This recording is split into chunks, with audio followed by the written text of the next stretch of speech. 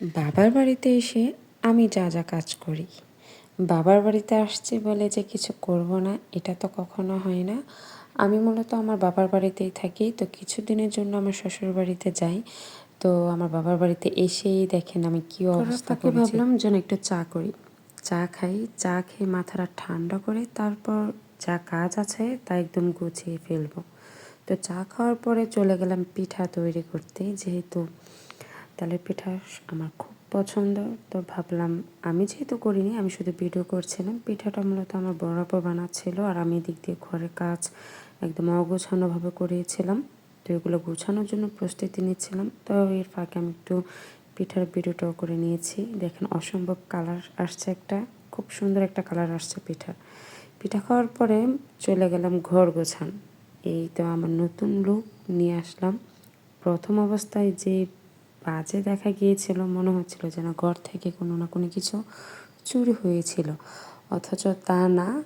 এটা আমি কয়েকদিন পর পর আমার বাবার বাড়িতে এসেই আমি সব কিছু নাড়াচাড়া দিয়ে একদম সুন্দরভাবে পরিপাটিভাবে ঘরদোর গুছাই।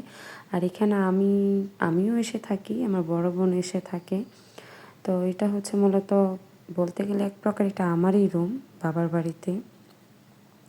দুই বোন যখন একসাথে বেড়াতে আসি তখন এখানেই থাকি। তো দেখেন আগে কীরকম ছিল আর এখন কেমন দেখা যাচ্ছে।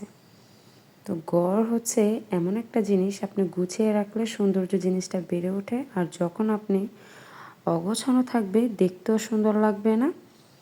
আর বেশিরভাগ সময় আমি আমার বাপের বাড়িতেই থাকি, যেহেতু আমার হাজব্যান্ড দেশের বাইরে থাকে। তো ঘর যেহেতু আমরাই এখানে থাকি, তার জন্য আমাদেরকে এটা পরিষ্কার পরিচ্ছন্নভাবে রাখতে হয়। তো এই যে আমার ফাইনাল লুক, কত সুন্দরভাবে ঘরটাকে সাজিয়েছি দেখেন। আমার রুম, আমার বিছানা এবং আমার জিনিস, আমার বলতে আমার বাবা মার সবারই একই। তো কত সুন্দরভাবে সাজিয়েছি দেখেন। সবাই বাবার বাড়িতে এসে, বাবা মার বা ভাই থাকুক, বাবার বাড়িতে এসে বাবার বাড়ি পরিষ্কার পরিচ্ছন্নভাবে রাখার চেষ্টা করবেন। এটা হচ্ছে আমার ভাগ্নি নামাজ পড়ছে।